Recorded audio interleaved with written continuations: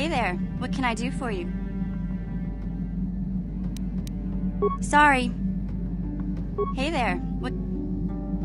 Don't worry. I won't let the search for Griff get in the way.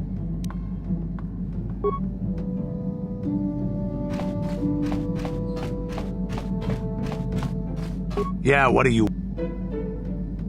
You want another war story, huh? You want to hear about some other world getting wasted, eh? I knew you were the type. Your stagnant republic has never seen some of the strange creatures and races we fought on the Outer Rim in those years. And you never will now.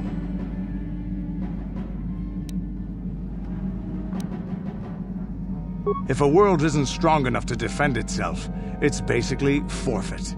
But this story is about something a little different. We were going through the asteroid fields of the Crispin system at the very edge of the galaxy, playing with the pirates and smugglers we found there.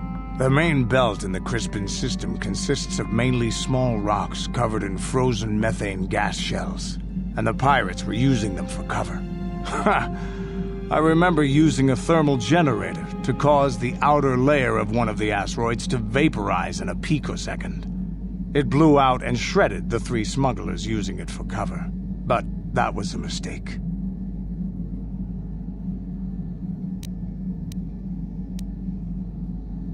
The asteroid I had targeted was smaller than most, maybe a dozen meters on a side. On the outside, it looked the same as any other, just a ball covered in frozen gas. But something must have been inside it, something inactive in the cold. The heat of my blast might have triggered something or woken something up. After I'd hit it, spots of light and heat appeared all over the thin shell, still covering it, evaporating the gases. What lay underneath looked like some sort of rocky growth. A deformed rock, pitted by scores of micrometeorite scars. I think something even older might have been inside that. Maybe, but maybe not. It started rotating faster and faster as we watched it. After a second, it started spraying fire, thermal projectiles that melted our armor like wax. We were caught completely by surprise. Before we could counterattack, it fled at an incredible speed. We couldn't catch it, but we could follow its hyperspace wake. We followed its trail as far as we could, heading away from the galactic core. When it finally led beyond the edge of our galaxy, we abandoned our efforts. Anything that wants to commit suicide in that great void is not worth our trouble trying to catch. That's the only story I have for now. I'll tell you some more stuff later if we get the chance. Is there something...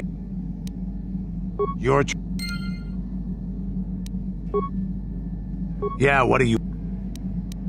I don't have as many strange stories like the last one I told you, but I do have a couple about me and the stuff I've done. In one battle above the world of Althir, my unit managed to defeat a force of Althiri 10 times our own size. That battle gained me command of an entire subsect of my clan.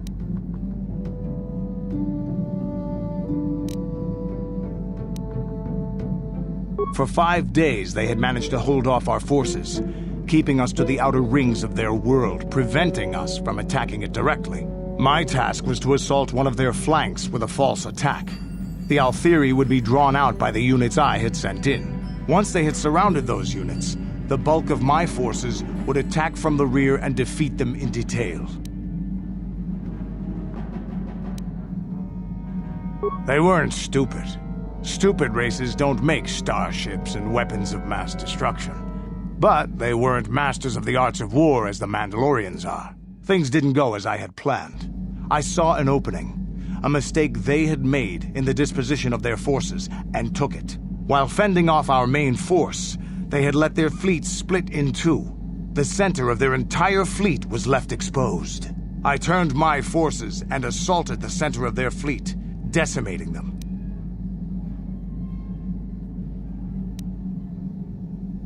This is a chance given to a warrior once or twice in a lifetime.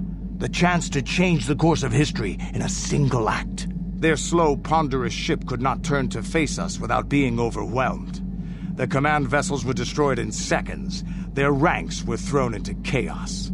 It was amusing to watch the surviving ships scatter and flee.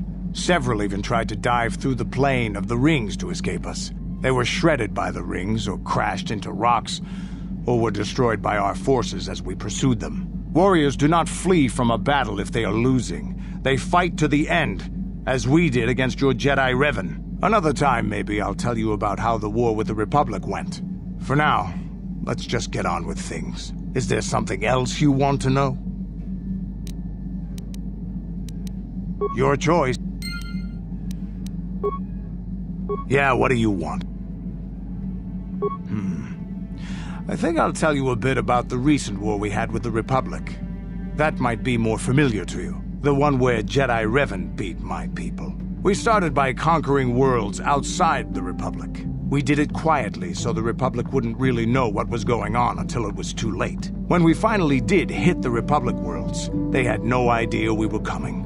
We came in through 3 invasion corridors in adjacent sectors.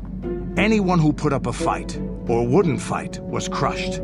We razed whole worlds trying to provoke the Republic into fighting us. I don't particularly enjoy wiping out worlds for its own sake, but the cowardly tactics the Republic defenders used left us little choice.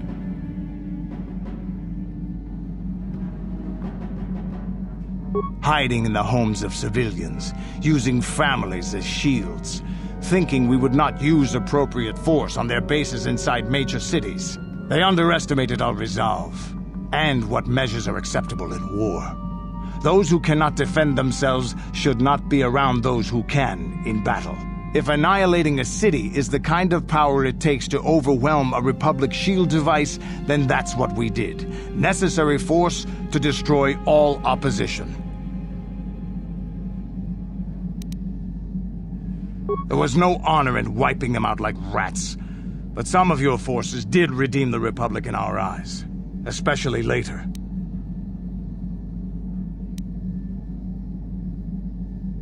Later, when Revan had joined the war. But we'll get back to that. We've wasted too much time already. Is there something else you want to know? Your choice. Yeah, what do you want? We fought against the Republic forces for some time, over the course of many battles. At the start, they were not much of a threat to speak of. But once the Jedi Revan took charge, things began to turn against us. The Republic fleets began to use more than just basic tactics. Feints, counterattacks, mass deceptions. Revan was a genius on the field.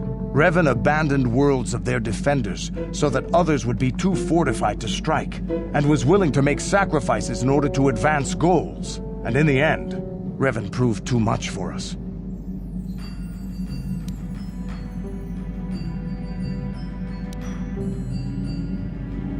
The Sith had gone, retreated into their empire. They sealed themselves off from the rest of the galaxy. We thought it would be centuries before they'd come back. It's amazing that they could rebuild their fleet so fast. But at the time, it looked like the galaxy was in our grasp. I still remember that final battle in the skies above Malachor 5. The 2 fleets filling the space around it, outshining the stars. It was not your ships, or your men, or your vaunted fight for freedom that won this, the final battle of the war. It was by the actions of one person, the Jedi Revan, that you prevailed. His strategies and tactics defeated the best of us. Even Mandalore himself was taken aback by the ferocity of his attacks, the tenacity of his defenses, and the subtleties of his plans. He fought us to a standstill, and then began pushing back. We really didn't have a chance. It was what we had wanted all along, in a way. We wanted to fight the best, in a battle that would be remembered for centuries. And we did. And Revan won. I don't hold a grudge against Revan, and neither do any of my people. It was the greatest moment of my life to be in that battle. If Revan had been a Mandalorian, nothing in the galaxy would have stopped us. But wishing for the past to be different is useless. Better look to the future, as we should now. We'll talk more later, I think. Is there something else you want to know? Your choice. Yeah, what do you want? Your choice.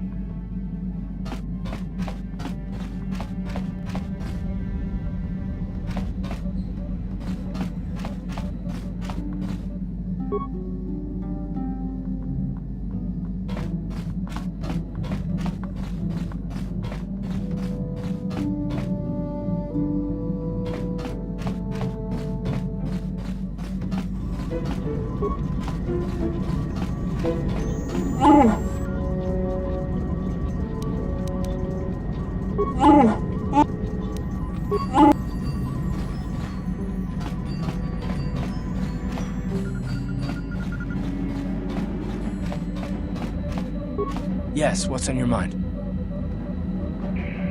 I thought I said I don't want to talk about it anymore.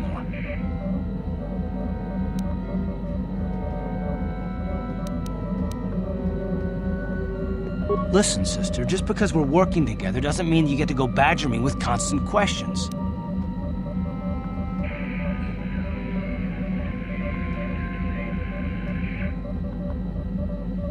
Blast it if you aren't the most frustrating woman to talk to. Isn't there someone else you can harass for a little while?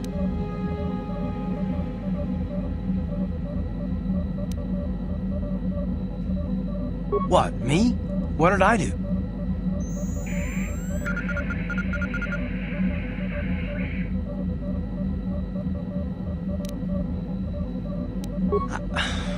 Okay, I give up.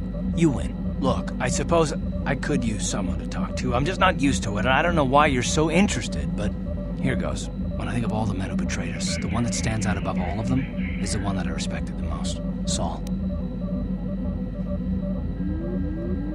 With good reason. Admiral Saul Kareth is the commander of the entire Sith fleet. He's half the reason Malak has done so well in the war. Saul was my commanding officer back when the Mandalorian Wars first began. He taught me everything about being a soldier, and I looked up to him. Saul approached me before he left. He talked to me about how the Republic was on the losing side and about how I should start thinking of my survival. I know now that he was trying to recruit me into the Sith, but I couldn't have conceived of it back then. I argued with him and he got angry and he left. I never saw him again.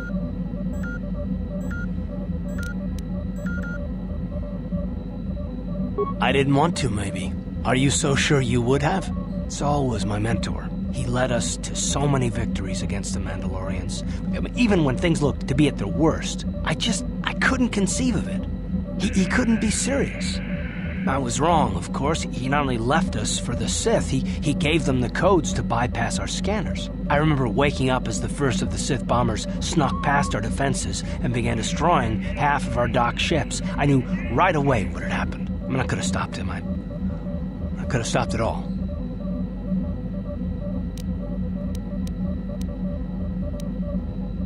Don't even start with that. I don't feel sorry for myself. I feel angry at Saul and all those others. It's all I can think about sometimes. No, I fought Saul for years now, and if I ever catch up to him, he will regret what he's done. He will regret it.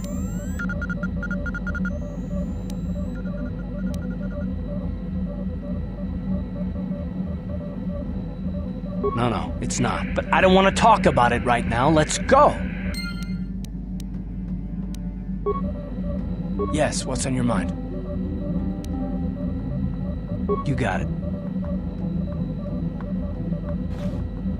How can I help?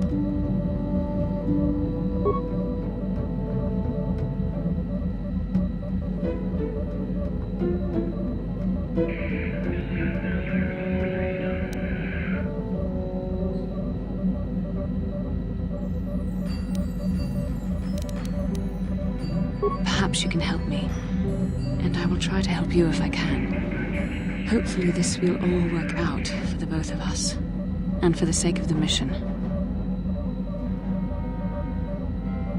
But maybe it's time to change that. You deserve to know how much I respect and admire you. I just thought I should tell you.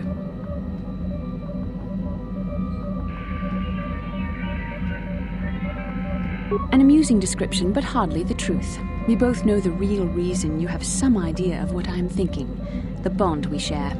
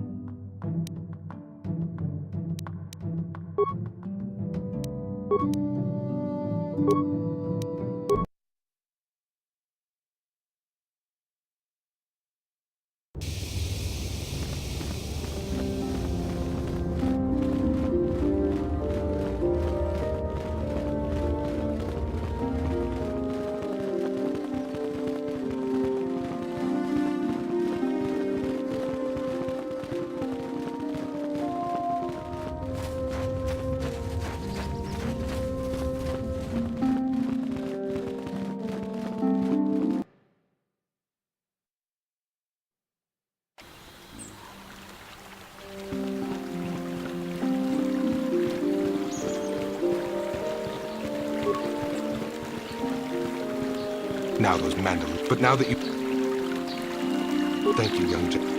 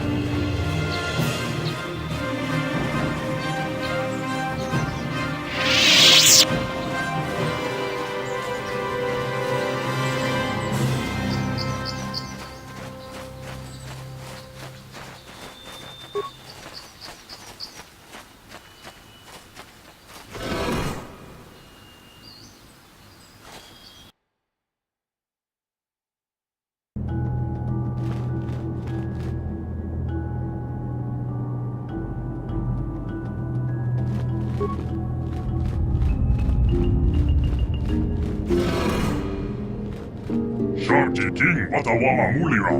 Yuma Lipa Ak.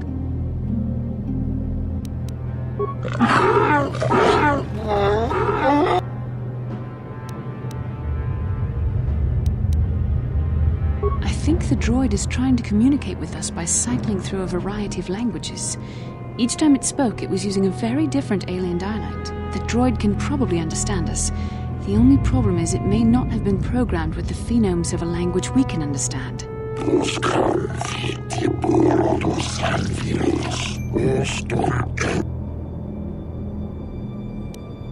I recognize this language as well. It's an archaic variant of the Selkath dialect spoken on Manaan. But why would a droid on Dantooine be programmed to speak ancient Selkath?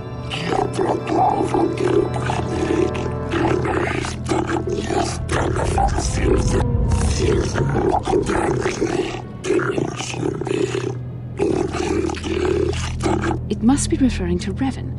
The Dark Lord and Malak likely encountered this droid when they explored these ruins.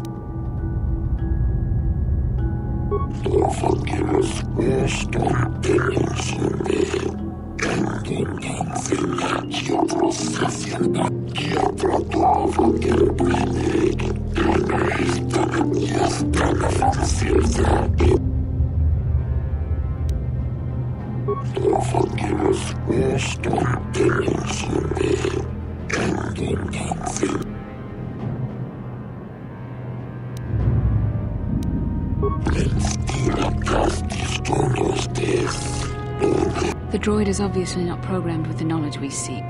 The Starforge sounds like some type of weapon, perhaps. Though in fact, it could be anything.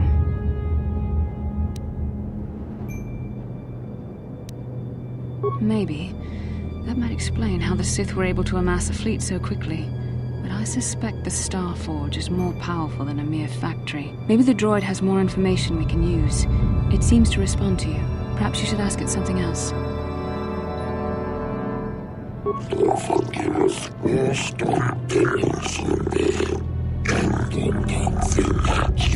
These builders must have been an extinct people. Though it is strange, there's no record of their existence. Even the archives of the Jedi Academy make no mention of them. In the years before the Republic, the Hutts were a dominant force in the galaxy, but they never constructed an empire. In fact, I know of no species that would fit with this information.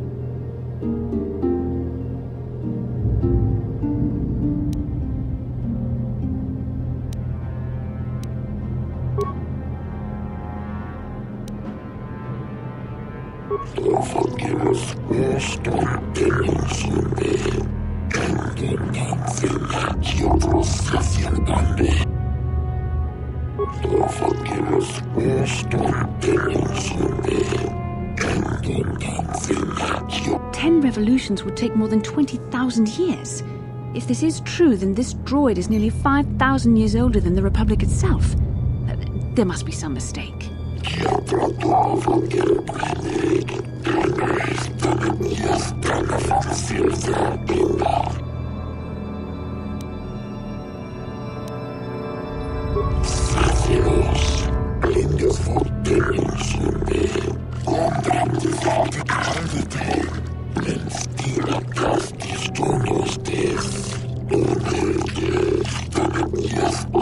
The droid must be talking about poor Nemo.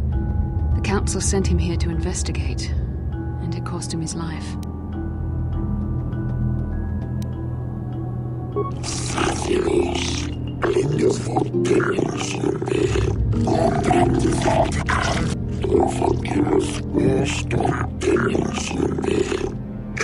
Revan and Malak unlocked the sealed door and uncovered the secrets of the Starforge. Now Malak is using the Starforge to fuel his conquest of the Republic. We have to find out what they uncovered. We have to find a way to unseal these doors to learn more about the Starforge. The Republic is depending on us.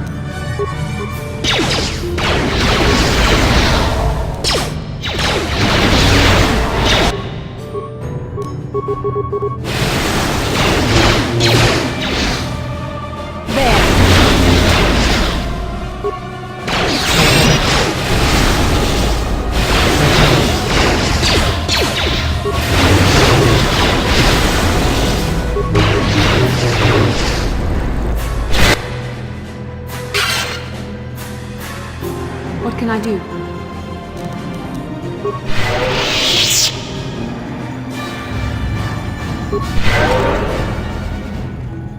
Huh? What?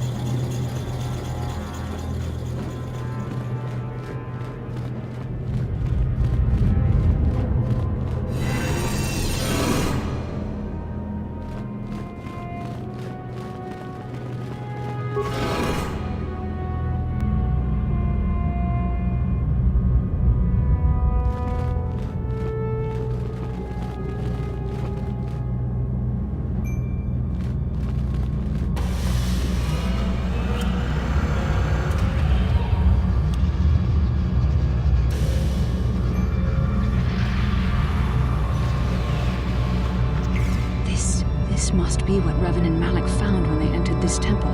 This must be where their journey down the dark side began.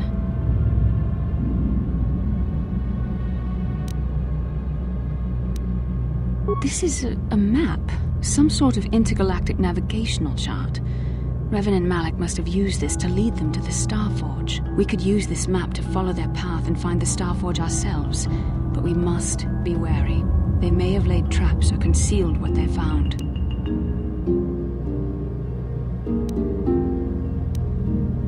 I don't know, but Revan and Malik were very interested in finding it. It must be a tool of some type, or maybe a weapon. Perhaps the Council can tell us more, but I think this map might be the key to finding the Starforge, whatever it is. See this world here? This looks like Korriban, a Sith world, and if that's Korriban, then this is Kashyyyk, and Dantooine, and here's Manaan, but there are pieces missing. Incomplete hyperspace coordinates, corrupted data, and there doesn't seem to be anything indicating where the Starforge itself might be. I was thinking that too. This map can't take us to the Starforge, but I know that Revan and Malik visited Korriban at least once. Perhaps they discovered something more there. They may have found something on each of the other worlds that completed this map. Maybe if we find all the pieces, they'll lead us to the Starforge, and some way to destroy it, We must inform the Council of what we've discovered.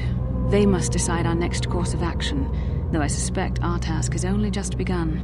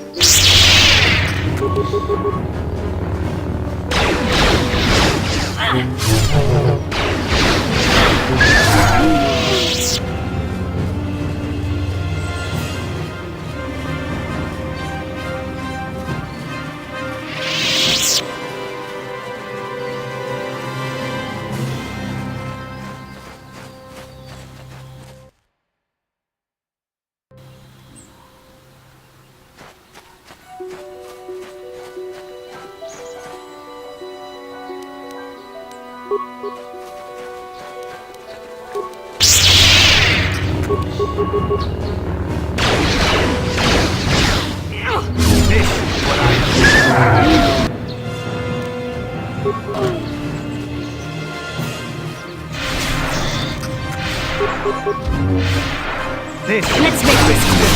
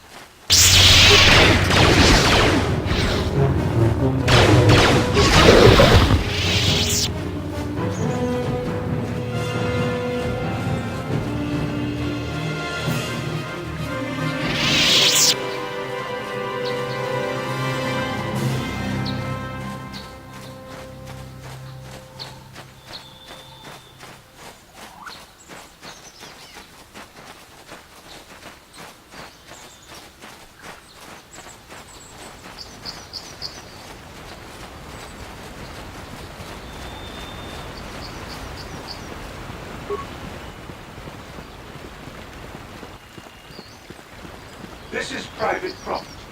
By what authority are you trespassing on this estate? You have come from the Jedi Council. Master Matali wishes to speak with you. I will inform him that you are here. Remain at this location until he arrives.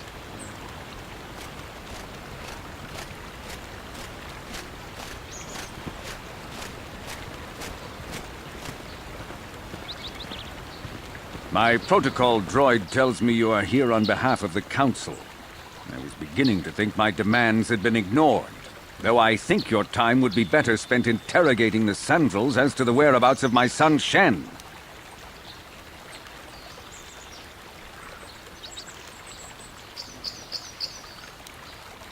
Proof? How dare you talk to me about proof? I have more than enough to satisfy any reasonable person. Many years ago, I brought my family here to Dantooine to escape the crush of humanity on the core worlds. Soon after we settled here, the Sandals arrived. and they have been a plague upon my house ever since. The injustices the Sandrils have committed against the Matales are far too numerous to name. But the Council is well aware of our many disputes. Recently, I discovered several Sandril droids trespassing on my land. I have no idea what nefarious purpose lay behind their arrival. My own assassination, perhaps? Destruction of my property? Maybe a simple spy mission? I wasn't about to find out. My own security droids destroyed the invaders. Not a single one survived. At least you're efficient. It was shortly after this incident that Shen, my only son and heir to the Matali estate, vanished. Obviously, Nurik, the unscrupulous head of the Sandril clan, has abducted my son in retaliation for the destruction of his droids.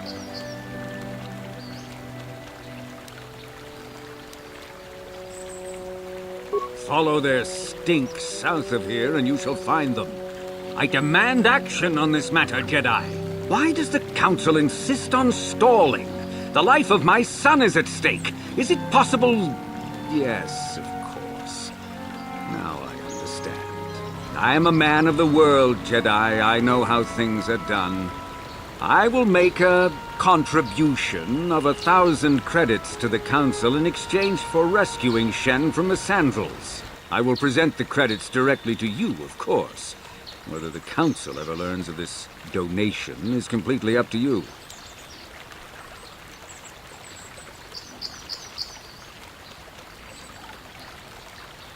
$2,000? Your greed is outstripped only by your utter lack of any sense of proportion, Jedi. 2,000. Even if you would pay such a fee, what could you possibly need so many credits for? For that price, I could purchase enough droids to destroy the entire Sandril estate. 2,000 is out of the question. Nevertheless, my offer still stands. 1,000 credits for Shen's safe return. Know, however, that I will not sit idly by much longer. Eventually, I will take whatever action is necessary to rescue my son, including razing the entire Sandril estate. Until you find Shen, Jedi, we have nothing further to discuss. I suggest you hurry south to their estate, lest I take matters into my own hands.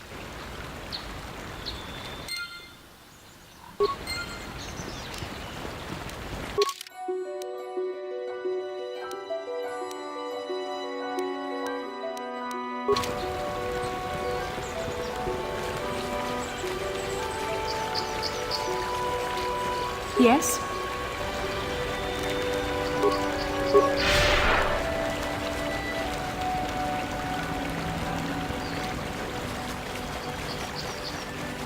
Yeah?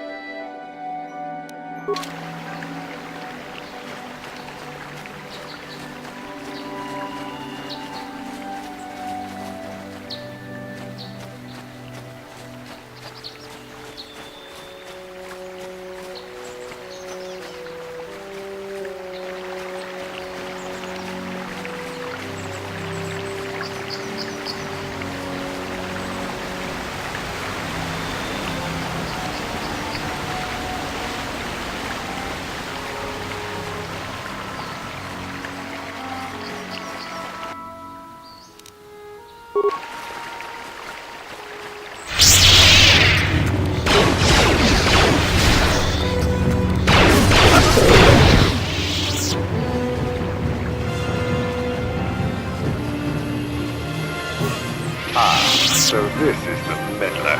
You have caused us far too much trouble for a mere Jedi. I will add your head to those of the other Jedi I have killed, and take yet another lightsaber for my own. Now you will know why the Mandalorians are feared.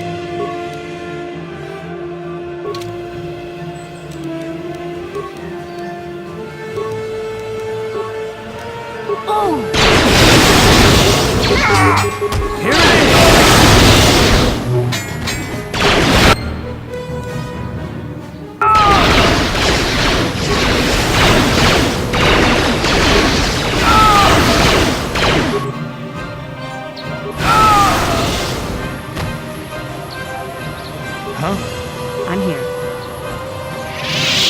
Yes?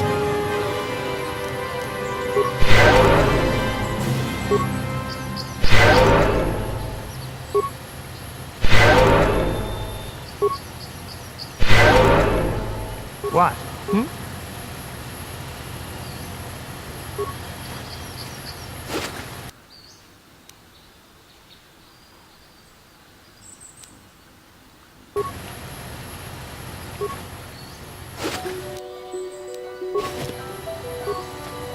How can I help?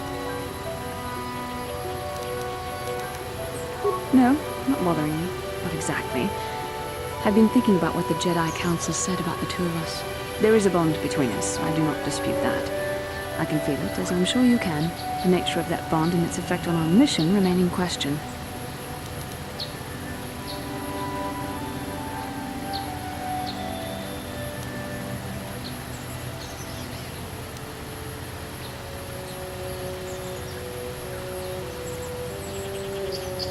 Please. I'm a Jedi. Such feelings, such attractions are rather beneath me, quite frankly. I admit I find you intriguing. I find your command of the Force intriguing, but my interest in you is purely academic. Surely you can understand why. Our fates are strongly connected. So connected that a literal bond has been forged between us. I saw your service records when you were transferred aboard the Ender Spire, but nothing beyond that. I know very little about you. I'd like to ask you some questions, given our relationship.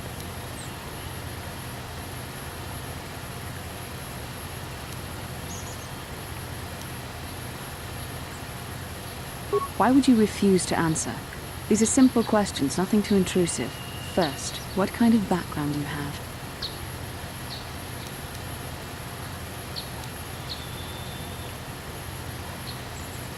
Good. On which planet were you born?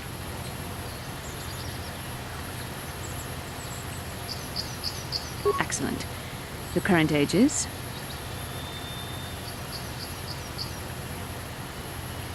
Yes.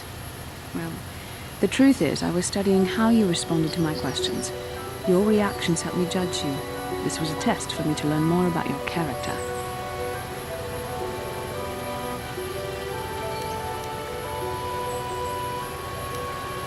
I see. I didn't mean to upset you, but I suppose it was inevitable. You've had a lot to absorb since we escaped Taurus. I apologize. We can speak again later, after you've had time to think about all this.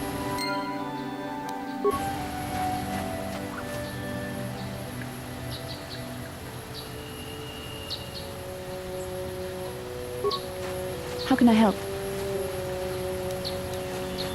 I do? How did you know?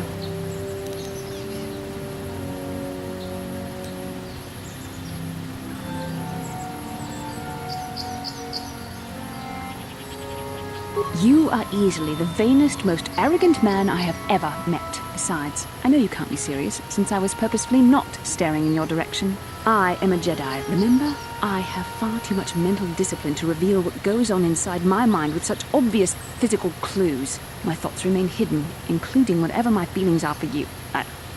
Whatever I feel... whatever I think about you.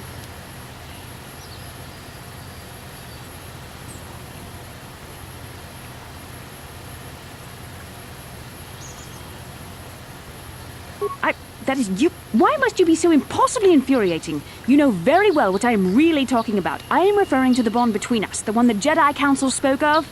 Our connection allows us glimpses into each other's mind.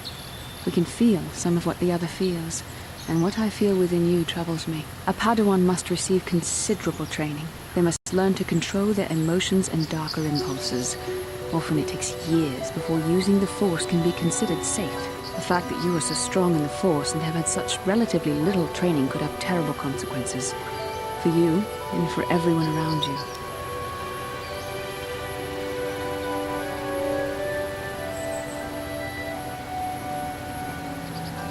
No, self-control is a maxim for all Jedi.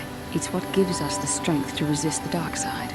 All who have fallen from our order have shown a flagrant disregard for such control. Already you exhibit the kind of willfulness, erratic behavior, and lack of compassion that will lead you to corruption. We must all resist the influence of the dark side.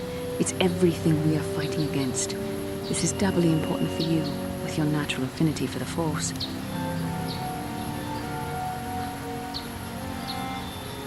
I'm sorry if I come across as harsh, but I am concerned. For you, for our mission, and for myself as well. Our destinies are intertwined.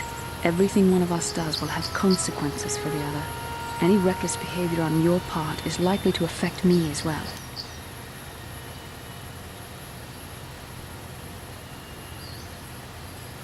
Yes, that is true. I will do my best to guide you, but I am no master. Not yet. And there are times when I find the sheer strength of your power almost overwhelming. Your power could be a gift or a curse. When you need guidance or advice or support, I will do my best to help you stay on the path of the light.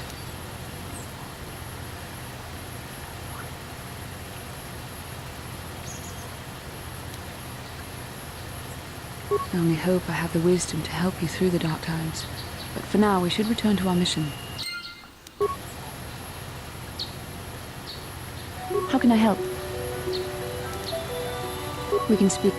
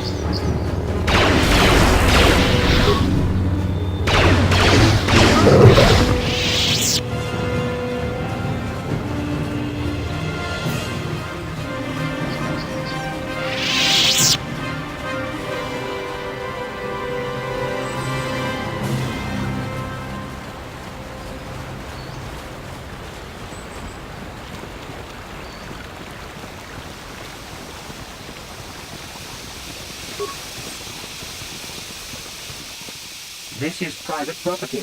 By what? The Council. If you are here because of Shen Matale's disappearance, you are wasting your time. The Sandals are not involved. This is nothing but a Matale witch hunt.